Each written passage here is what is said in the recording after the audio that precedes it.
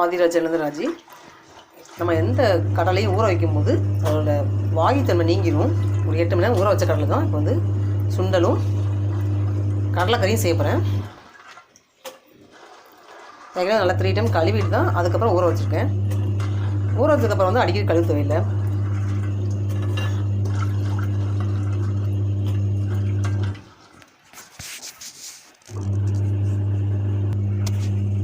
கடலை வேக வைக்க கரெக்டாக தண்ணி எடுத்துக்கணும். அதை அதிகமாக வச்சு வந்து தண்ணி வந்து வெளியே ஊற்றமாக செய்யக்கூடாது. சத்துக்கெல்லாம் வேஸ்ட் ஆகும். இந்த அளவுக்கு போதும். கடலை இந்த அளவுக்கு இருந்தால் போதும்.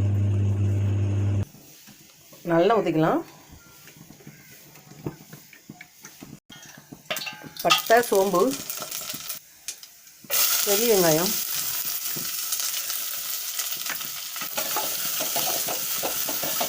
கருவேப்பிலை, கல்லுப்பு,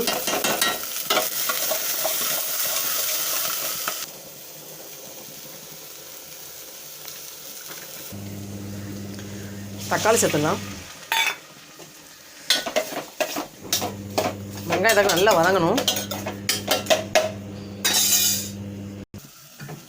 தேங்காய் கூட கொஞ்சம் கசகசா சேர்த்துக்கலாம்.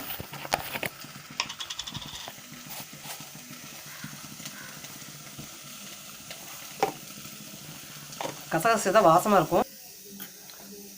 குழம்பு மிளகாய் பொடி, இதில் வந்து மிளகு, ஜீரகம், மஞ்சள் தூள், மஞ்சள், விரல் மஞ்சள் போட்டிருக்கேன். அதுக்கப்புறம் மிளகாய் வத்தல், சோம்பு எல்லாமே சேர்த்து அரைச்சது தான் இதுலேயும். இப்போ தேங்காய் சேர்த்துடலாம்.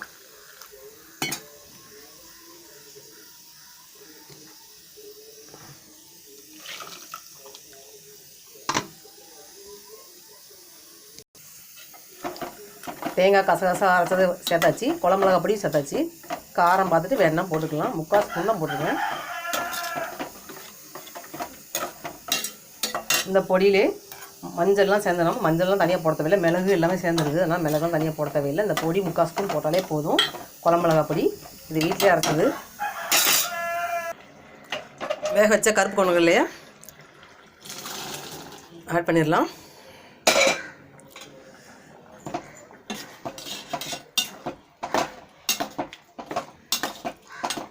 கல்லுப்பு ஏற்கனவே போட்டிருக்கேன். இன்னும் வந்து போதுமாக பார்த்துட்டு வேணா போட்டுக்கலாம்.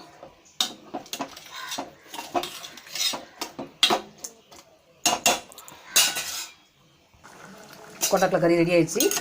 கடலைக்கறி, ஆப்பம், தோசை, இட்லி, சப்பாத்தி, சாதத்துக்கு எல்லாத்துக்குமே சாப்பிடக்கூடிய கடலைக்கறி ரெடி ஆகிடுச்சு.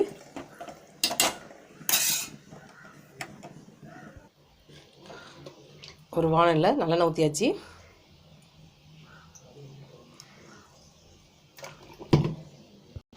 கடுகு, கருவேப்பிலை, காஞ்ச மிளகாய் சேர்த்துடலாம். கடலை வேக வச்சாச்சு. கருப்பு கொண்டைக்கடலை அதில் தான் இப்போ சுண்டல் செஞ்சிட்ருக்கேன்.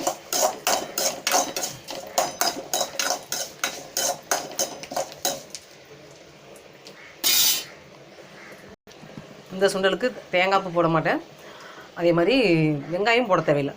சிம்பிளாக ஈஸி எப்படி செய்யறதுன்னு பார்க்கலாம். சுண்டல் தேங்காய் போட்டு செய்யறோட இதுவும் நல்லா டேஸ்ட் நல்லா தான் இருக்கும். அந்த மிளகாத்தூள் விதையோட காரம், மிளகாத்தூளோட காரம் எல்லாம் சேர்த்து அவ்வளோ டேஸ்ட் அருமையாக இருக்கும் சேர்த்து சாப்பிடும்போது. கடலை சேர்த்துடலாம். கொஞ்சம் உப்பு,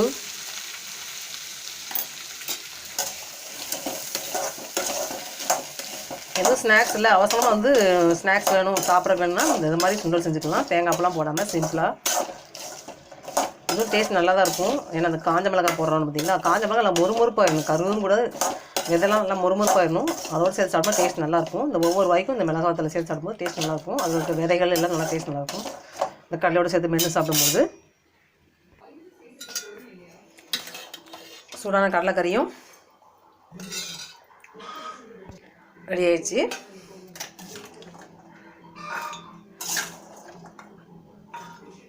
கருப்பு கொண்டைக்கடலை சுண்டல் போட்டிருக்கேன். தேங்காய் போடாமல், வெங்காயம்லாம் சேர்க்காம சிம்பிளாக ஈஸி செஞ்சிடலாம். இந்த மாதிரி சுண்டல் செஞ்சு சாப்பிடும்போது நம்மளுக்கு உடனே வந்து ஏதாவது ஸ்நாக்ஸ் சாப்பிட்ணும், ஏதாவது சாப்பிடணும் தோணுது. இந்த மாதிரி ரொம்ப வேலை பார்க்காம ஈஸியாக செஞ்சு முடிச்சிடலாம். நான் இப்படி தான் செய்வேன். தேங்காய் திருவிக்கிட்டு, வெங்காயம் வெட்டிக்கிட்டு இந்த மாதிரி வெள்ளம் செய்ய மாட்டேன். இப்படியே ஈஸியாக செஞ்சு முடிச்சிடுவேன்.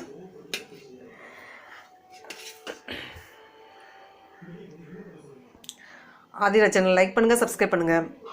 மேலும் இதுபோன்ற வீடியோக்களை அப்டேட் பண்ணுறேன்.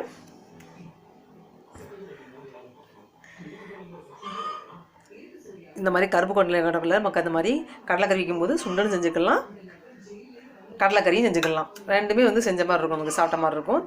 ஈஸியாக வந்து ஒரு ஸ்நாக்ஸும் நம்ம செஞ்ச மாதிரி இருக்கும்.